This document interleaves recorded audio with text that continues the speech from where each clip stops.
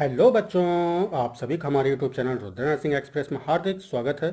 आज का हमारा important topic child health nursing के अंतर्गत बर्थ एस्पेक्ट से होगा, जिसके अंतर्गत आज हम लोग नर्सिंग मैनेजमेंट के बारे में डिस्कशन करेंगे।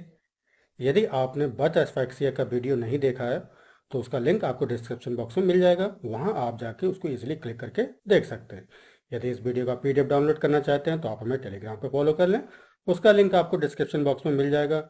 और जो भी व्यूअर्स इस चैनल पर पहली बार विजिट किए हैं, चैनल को एनालाइज करें। यदि मेरे द्वारा बनाए गए कंटेंट आपके लिए हेल्पफुल रहते हैं तो चैनल को सब्सक्राइब कर नोटिफिकेशन बेल दबा लें, ताकि कोई भी इंपॉर्टेंट वीडियो मिस ना हो। तो चलिए देखते हैं नर्सिंग मैनेजमेंट के बारे में। तो बेटा, नर्सिंग मैनेजमेंट न्यूनेटल एस्फैक्सिया का किसके बेस पर हम लोग करते हैं, तो याद रखिएगा इसका जो मैनेजमेंट है हम लोग अपगार स्कोर के आधार पर करेंगे। ठीक है, तो बेटा सबसे पहला है हमारा अपगार स्कोर 7 to 10। ठीक है, ये अगर आपका अपगार स्कोर 7 to 10 आ रहा है तो ये हमारा नॉर्मल कंडीशन है। ठीक है, जिस तरह हम रूटीन केयर में बेबी का केयर करेंगे, ठीक उसी प्रकार यहाँ पे आपको कुछ पॉइंट्स याद करने हैं। तो सबसे पहले हमारा है provide warmth skin to skin contact with mother और under radiant warmer to maintain temperature.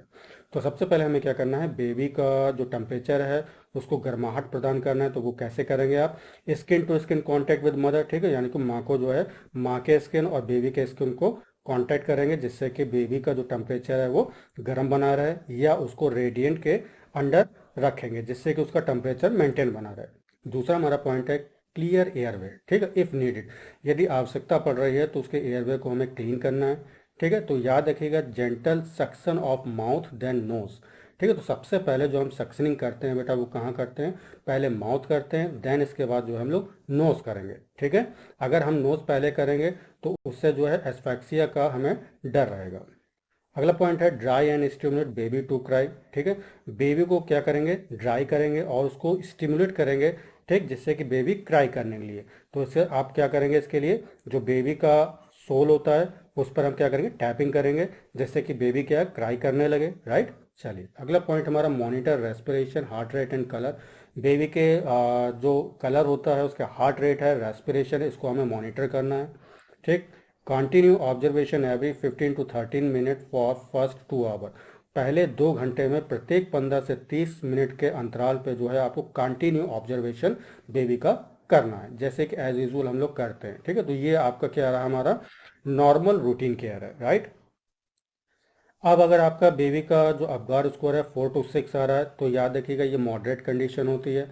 ठीक, इसमें हम लोग क्या करेंगे, इनिशियल रिसस्टिटेशन नीडेड। ठीक, इसमें जो है आपका रिसस्टिटेशन के अंतर्गत जो भी स्टेप्स होते हैं वो आवश्यक होते हैं। ठीक, तो क्या क्या होता है, सबसे पहले क्या है, स्टिमुलेट बाय रबिंग बैक और फ्लिकिंग सोल्स और फीट। ठीक है, तो बेबी के सबसे पहले हम क्या करेंगे, उसकी जो बैक है उसको रब करेंगे, या उसके सोल्स या फीट को क्या करेंगे, फ्लिक करेंगे यानी कि टैप करेंगे। ठीक है, जिससे कि बेबी क्राई करने लगे।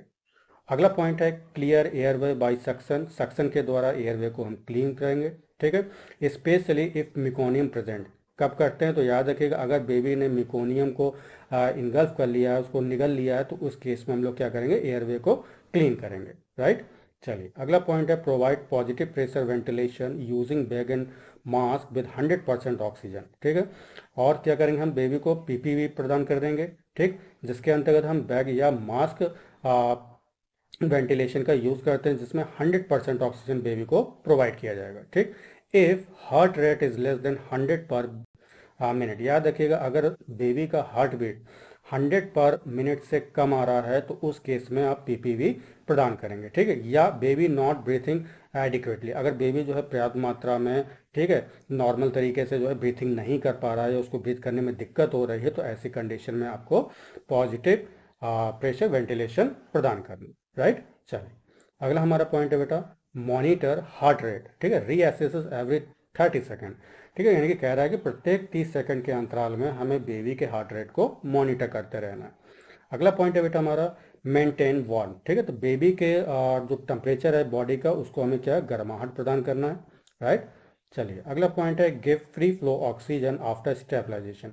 अगर बेबी की कंडीशन स्टेबलाइजेशन हो रही है, जैसे कि मैंने अभी आपको ऊपर बताया, ठीक, हमने पॉजिटिव प्रेशर वेंटिलेशन दिया, देने के बाद में क्या है कि जो बेबी की जो कंडीशन है वो स्टेबलाइज हो गई, तो ऐसी कंडीशन में हम क्या करेंगे, फ्री फ्लो ऑक्सीजन जो है प्रोवाइड करेंगे। अगला है मॉनिटर SpO2, ठीक है, यानी कि saturation of percentage of oxygen जो हम लोग मॉनिटर करेंगे, ठीक। अगला पॉइंट है prepare for advanced airway management if no improvement. अगर बेबी का कोई भी इम्प्रूवमेंट नहीं हो रहा है, ऊपर जो भी हमने आपको मेथड बताए हैं, इससे क्या है कि अगर बेबी के एयरवे में कोई भी सुधार नहीं आ रहा है या बेबी की कंडीशन में कोई सुधार नहीं आ रहा है, तो ऐसे में क्या है, हम एडवांस्ड एयरवे मैनेजमेंट का तैयारी करेंगे। चलिए अगला हमारा है अबगार स्कोर, यदि 0 से 3 आ रहा है तो बेटा ये बहुत ही सीवियर कंडीशन होती है। इसमें हम एडवांस रिसस्टिटेशन परफॉर्म करेंगे, ठीक है। तो इमीडिएट रिसस्टिटेशन के अंतर्गत क्या क्या होगा, तो सबसे पहला पॉइंट है ओपन द एयरवे, ठीक। सबसे पहले हम उसके एयरवे को क्या करेंगे, ओपन करेंगे, ठीक। देन इसके बाद जो है उसके सिक्रीशन को क्लियर करेंगे। अगला हमारा स्टार्ट PPV इमीडिएटली, ठीक है। पॉजिटिव प्रेशर वेंटिलेशन तुरंत बेबी को देना है हमें, ठीक।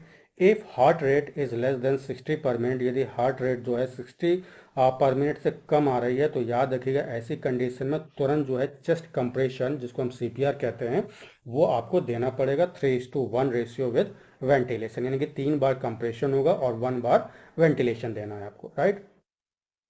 चलिए अगला पॉइंट हमारा प्रोवाइड 100% ऑक्सीजन इफ नीडेड। अगर ज़रूरत पड़ रही है तो हमें उस केस में बेबी को 100% ऑक्सीजन जो है प्रोवाइड करना है। इफ़ नो रिस्पॉन्स, अगर बेबी जो है ऊपर दिए गए जो भी मैंने आपको स्टेप्स बताए हैं उसमें बेबी को कोई रिस्पॉन्स अच्छा नहीं मिल रहा है, तो ऐसे केस में क्या करेंगे, एडमिनिस्टर एपिनेफ्रिन, ठीक, एंड कंसीडर IV फ्लूइड्स। तो उस केस में हम जो है IV फ्लूइड्स देंगे बेबी को और साथ में एपिनेफ्रिन देंगे। ये जो है IV या ETT यानी कि इंडोट्रैकियल ट्यूब के थ्रू दिया जाएगा, राइट। चलिए तो एपिनेफ्रिन का बेटा क्या क्या होता है, हार्ट रेट को इंक्रीज करना।